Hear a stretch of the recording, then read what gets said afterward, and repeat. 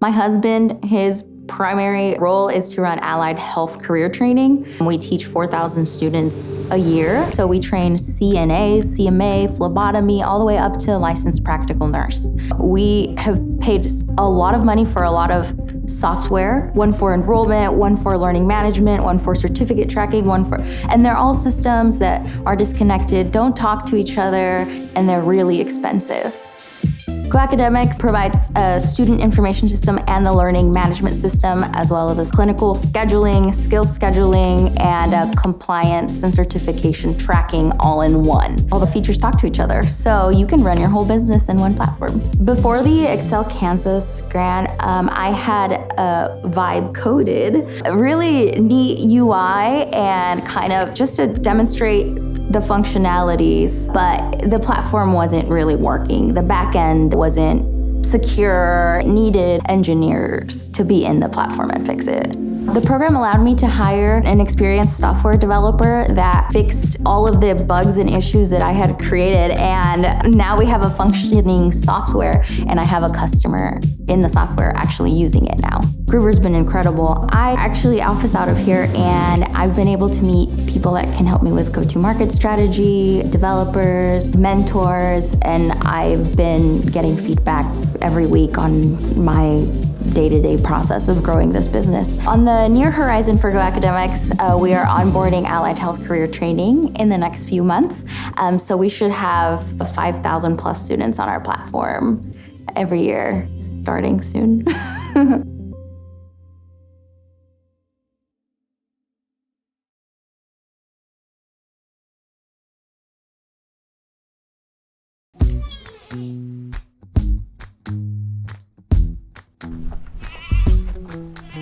My name is Sarah Easton, and I run Grace Heritage Farms in East Central Kansas. Well, first of all, I just like goats, and that sounds crazy, and goats sit somewhere between pet and livestock, and depending on what you do with them, they can be either or both. Any kind of livestock, including goats, are the healthiest if they move around on pasture ground all the time, and it's best for the land and it's best for the livestock. It's kind of like intermittent fasting for the ground. So if you give the ground a break and then reintroduce livestock on it and then give it a break, it grows the most diverse species that in turn helps the livestock. So that's kind of where the need is. So we currently meet that need by physically moving fence to move the goat herd. In order to move portable fence, you have to have either a very specialized kind of fencing or be willing to put up many strands of wire. It's very labor intensive, and we thought there's got to be a better way. So the basic concept is each animal wears a collar. And if you think about like GPS collars for dogs, it's that same idea where you can set a fencing boundary and with GPS coordinates, and you can put that on the livestock, and when they approach the boundary, it will beep, and if they cross the boundary, it will shock. The current technology that is available has that idea, but each collar requires a cellular connection. So if you're in a place where there is poor cellular connection, it won't connect. Or if you have hundreds of animals, it's very, very expensive. There are three parts. There's a base station that communicates with the rest of the system, and then collars that go on each goat. So those talk back and forth. The system can then tell the collars, this is where you're supposed to be today. Then there's a third component, which we are calling a follow flag. And that is a visual indicator to the livestock of your paddock where you're supposed to be eating today should be somewhere in relation to this visual object. So before ACCEL-KS, this was just an idea. We had applied for federal funding, but didn't have any steps to get there. Just this idea kind of floating. And a general plan of if we had funding, this is where we could be. Then now, with ACCEL-KS, we have a proof of concept collar. The other piece to that, I will say, that I didn't expect out of ACCEL-KS, but has been wonderful, has been the coaching that we've received. I'm not a salesman naturally, I'm a goat farmer. And so to have members of the ACCEL-KS and Innovation Kansas team step in and say, hey, here's how we can do this. Would you like to learn how to do this? I really feel like the support is there. If I need guidance on how to do whatever the next step is, that I might not even know what the next step is, there's great support to help that happen. We will take this proof of concept collar and trial it on just a few goats, like 3, and see, does it work like we expected? Do we need to go back to the drawing board before we reproduce this? And then the first longer period field trials will be aimed at 40 goats. Beyond that, once we feel like we have a lot of the kinks worked out on a small scale like that, then we have a third of 300 that we'll move to and trial that. And if that works, then we're ready to start beta testing with other farmers and locations. And so ACCEL-Kansas has made that possible.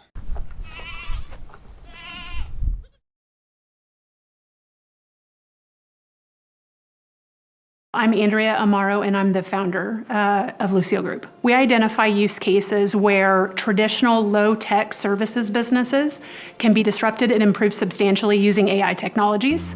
This product solves the issue that homeowners and renters lose between $30,000 and $50,000 when they can't prove what they own in an insurance claim. Being a private family trustee, when I had grandparents that passed, I had many items, homes, storage units, businesses that we need to disposition, but I didn't know what all the stuff was worth. So we started doing work to inventory these items, and I thought there has to be a better way. So we developed an image recognition capability using AI to inventory contents, but it happens to be that you can use this for several use cases. So our primary use case now is helping homeowners inventory their home in 1 hour so that they can avoid those substantial financial losses in the event of some type of claim. What's happened with the ACCEL-Kansas grant and Groover Labs specifically administrating it was we've been able to round out some of the relationships that we didn't have. Right now, I think we're roughly 6 months ahead of where we would have been without being a grant awardee minimum. If I really reflect on it and start adding it all up, I'd say maybe even a year. And so you think in a startup, that is a generation. Why I think the acceleration also has happened is because of access to these experts that have taken an interest to work with us one-on-one, made themselves available.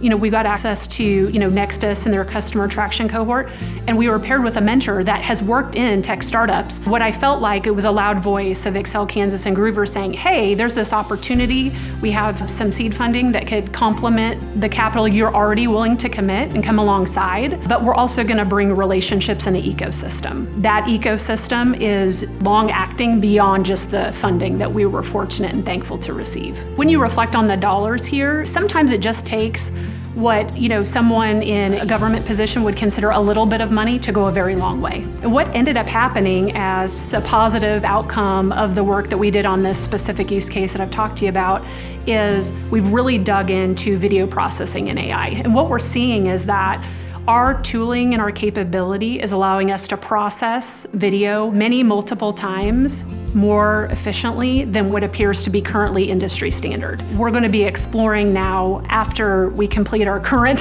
second generation on our current product, what that looks like, because we think that this is maybe an offering we can make available to other companies to make their processing more efficient. There's a lot of positive effects of that, thinking about you consume less power in AI, water, power, all of those are really fundamental questions we're all grappling with. And if we can be part of sharing our knowledge about, hey, what can we get efficiencies on that we're using for ourselves, and that applied to other people at scale, I'd love to be part of that.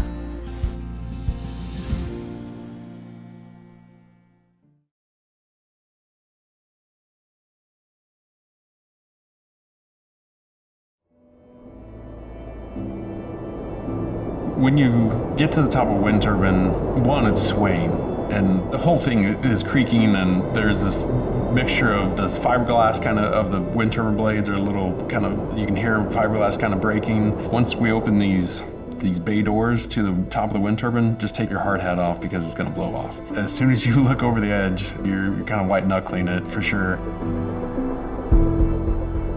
My previous job was working as a controls engineer for wind turbines. So I worked in a wind turbine design house. So we designed wind turbines for manufacturers from all over the world. Well, a friend of mine was a technician, and they would do inspections at the end of a warranty. And so he called me one day and he said, we have to haul up this huge suite of equipment to put on every turbine to test whether things are going bad. Do you think there's something simple that we could use to identify when a bearing is going bad? And I remember growing up on a farm, and we would literally listen to a bearing using a stethoscope and a steel rod, or you could put a broomstick on a bearing and you can physically hear it as it starts to scrape, and you can hear it go bad. So that's where the idea was born out of.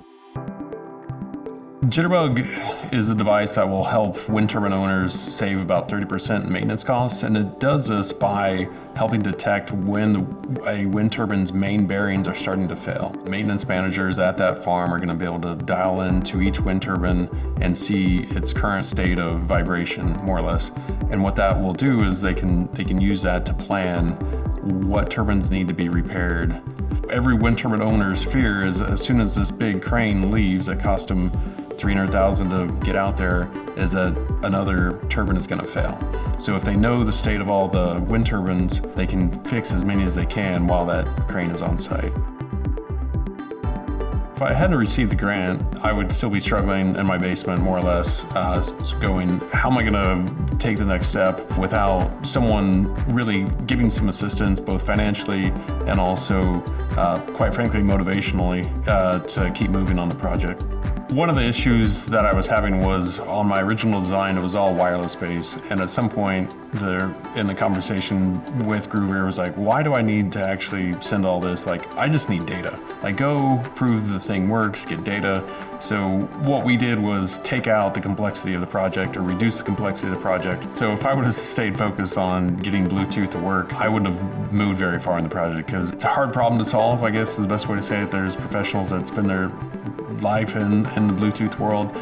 Taking that complexity out helped move the project forward, and it showed me like, oh, I've got a serious design flaw and I need to shift altogether. That was possible because, reducing that complexity and just making it simple.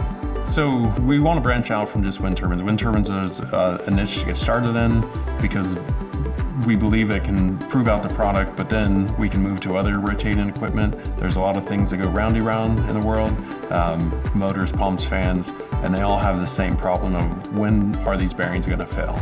So we hope to apply the same technology to the other rotating equipment industry.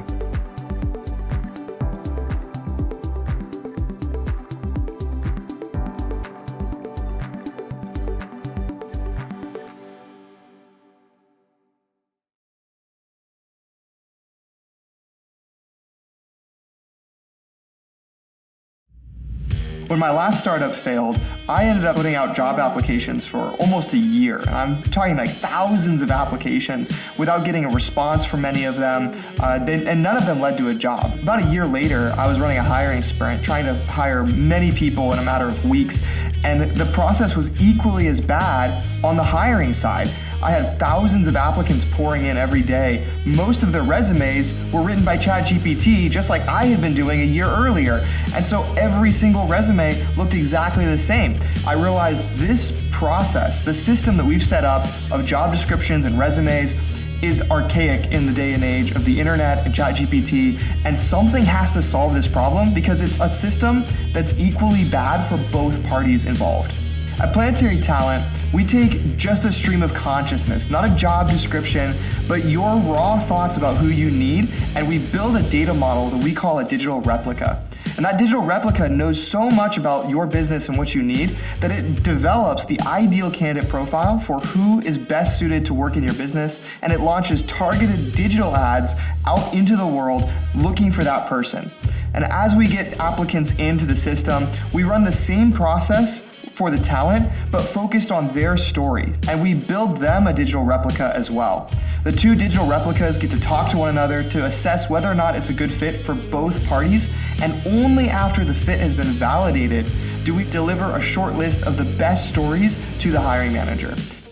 The ACCEL-Kansas grant came at the perfect time for us. When we got the ACCEL-Kansas funding, we were able to contract a developer to start building out some of the infrastructure layer that we needed to get early customers to start using our product and testing our go-to-market strategy. Coming back from a program in Kansas City, I realized that our value proposition was very unclear and it needed a lot of work. And as I was workshopping it, being in a space like this at Groover Labs enabled me to just bump into people who understood enough about our technology and our product that I could workshop the go-to-market strategy, workshop the value proposition with them, and do multiple iterations and cycles where I was getting strong feedback from other builders, and that would have been so much harder if I was trying to do that online or remote with other people. Being in an ecosystem where people encourage you and help you along the journey, even in the hardest moments, is one of the most important things you can have as a founder.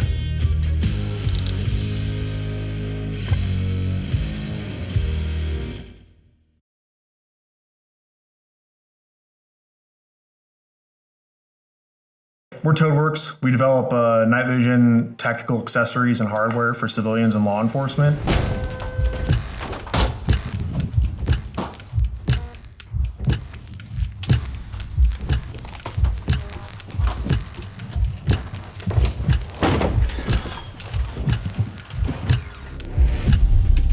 We found that we were forced to choose in the market as a whole with like night vision and this kind of emerging civilian market between like really cheap Chinese knockoffs, literally, or military surplus, super high-end units that cost like $2,000, $4,000, $6,000. So with night vision, it doesn't make any light. It has to use ambient light, so if you're in a really dark room or it's a full moon, it's no better than your eyeballs. What most laser aiming modules do is they emit a single laser beam that shoots a point into space, and that's where your bullet goes. In conjunction with that, there's a infrared flashlight that only you, using night vision, can see that creates the ambient light so that you both have the positive identification of whatever you're trying to look at, but then also the ability to precisely point that bullet where it needs to go. You know, Groover as a team, the ACCEL kind of program, the way they ran it, like, it wasn't just the money. Again, it was like this system of systems that really like let us run it what felt like Mach 2.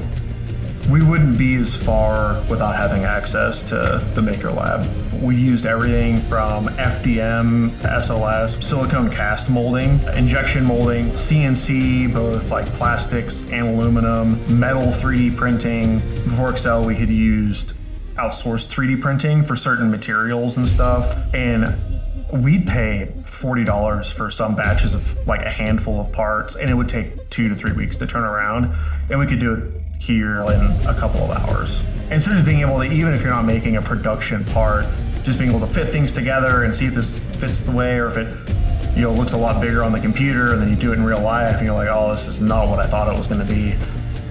That turnaround is worth its weight in gold in hardware. It seemed like every time we spent money, it was just like a leap in capability, both either what we were doing or what we were procuring. The Maker Lab and then the support that we had around Groover itself was like a huge force multiplier for everything we got to do with the money.